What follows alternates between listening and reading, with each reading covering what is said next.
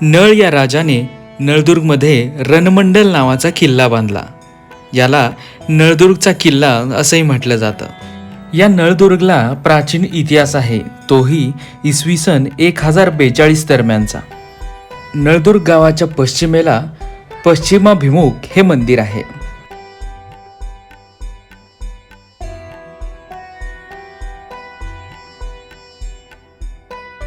मंदिराच्या परिसरामध्ये बऱ्याचशा दीपमाळा आपल्या नजरेस पडतात. मित्रांनो, तुम्हाला ऐकून आश्चर्य वाटेल, परंतु नळदुर्ग आणि अंदूरमध्ये देवाच्या मूर्तीसाठी वाद सुरू झाला होता.